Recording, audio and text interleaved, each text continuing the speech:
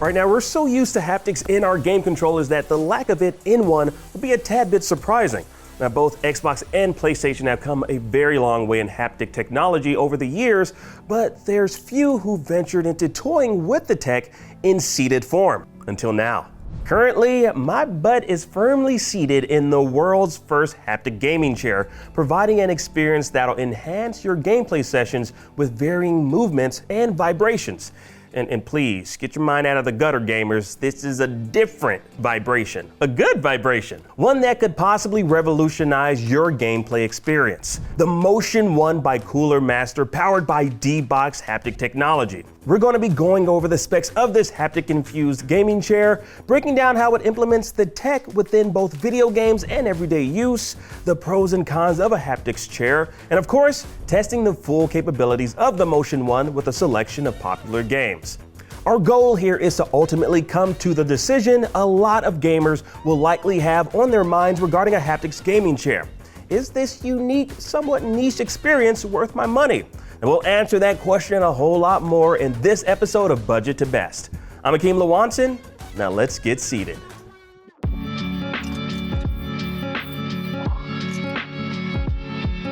All right, so let's start with the specs of the Motion 1. Now, it's got the typical features you'd expect in a gaming chair: adjustable height, a recline of up to 140 degrees, magnetic ergonomic pillows for both your head and your lower back. You can adjust for comfort, one-dimensional armrests, and many other features you'd expect in a high-end gaming chair.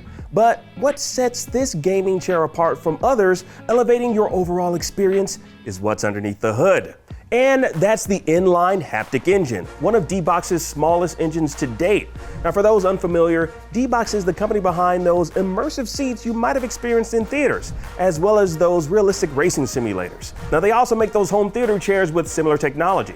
Now, the difference here is this chair was designed to complement the video gaming experience.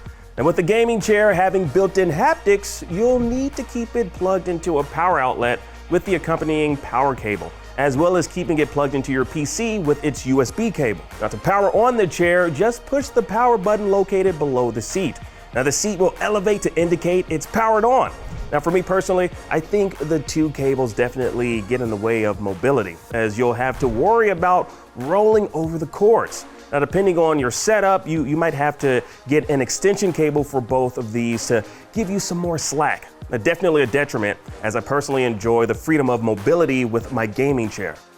This is more of a unique experience that's surprisingly fun for a while. Now, I say for a while because haptic feedback with the chair responding and vibrating intuitively to a select few games is a fun experience, but could lose its novelty during those long gameplay sessions. Like, you might not care as much about the chair haptics after a few hours into Baldur's Gate 3, especially with how it maps to games that aren't within the optimized D-Box selection of games. Now, we'll get into that in just a bit, but for now, let's talk more about the haptics in the chair, how it works in tandem with the controller, and the games best suited for the Motion 1 experience.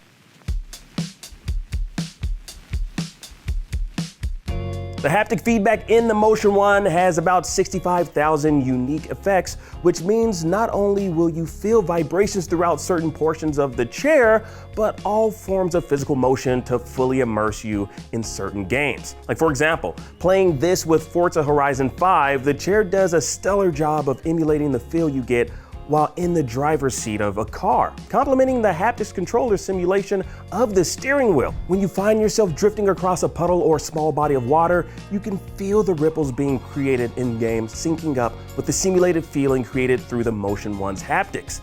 Taking off in Flight Simulator, the chair will lean back with you as you elevate and lean forward when a similar action is done in-game. And if there's any turbulence, you'll feel the vibrations throughout your body as the Motion 1 brings it to life.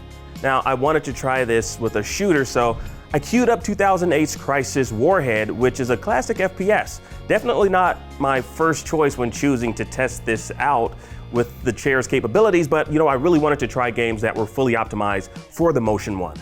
Now, much like Flight Simulator and Forza 5, it does a great job of complementing the haptics effects you get out of a controller, making it different from the feeling you may experience if you're solely using a haptics controller.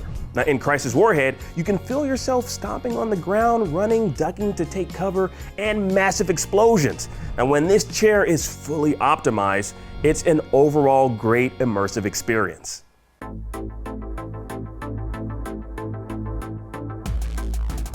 So the next question you might have is, which games are fully optimized for use with the Motion 1? Now, in order to find out and get things set up, you'll have to download the D-Box Game Center app on your computer, which provides you a list of all the games currently optimized for haptics using the chair.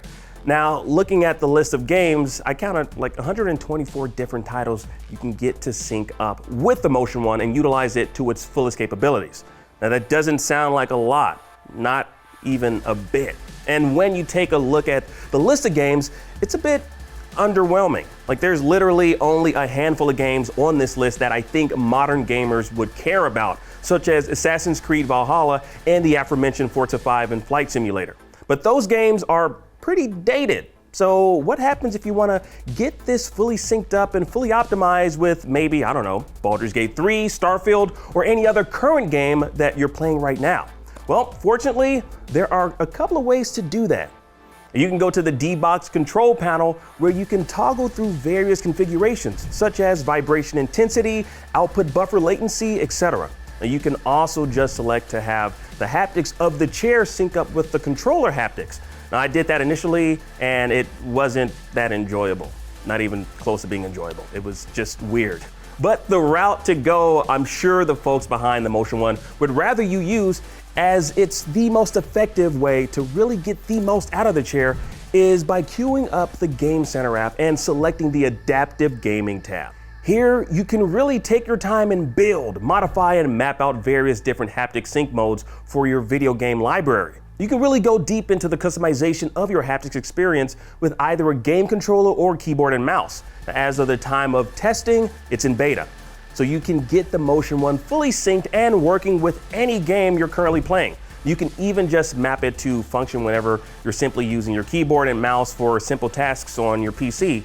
But why you'd want a chair to subtly jostle while you're typing emails is beyond me, but low-key, it's a vibe, I guess, I'm not gonna lie.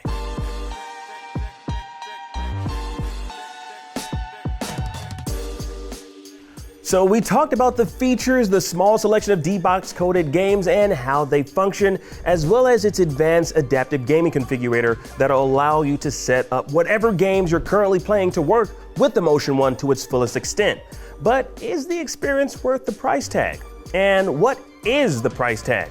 I'm sure a lot of you all are asking. Well, enough burying the lead. The Motion 1 by Cooler Master, powered by D-Box Haptic technology, is priced at $2,299.99. Now, I know for the regular gamer out there, that's a very costly amount for an admittedly novelty experience, but the amount of immersion you'll be experiencing while gaming with the Motion 1 is unparalleled. The Motion 1 matches any other gaming chair you can think of in comfort, completely blowing the competition out of the water with its built-in haptics. But this isn't necessarily something you'll see a lot of gamers investing in, as it's definitely on the expensive side. And as I mentioned earlier, the power and USB cords kind of make it a bit cumbersome. And I can definitely see myself breaking something like this out to just like impress my friends, show it off when they come over, but as a daily driver, yeah, I don't think so. And for something priced at $2,300, the Motion 1 is definitely built for the enthusiasts out there who want a fully immersive experience while gaming.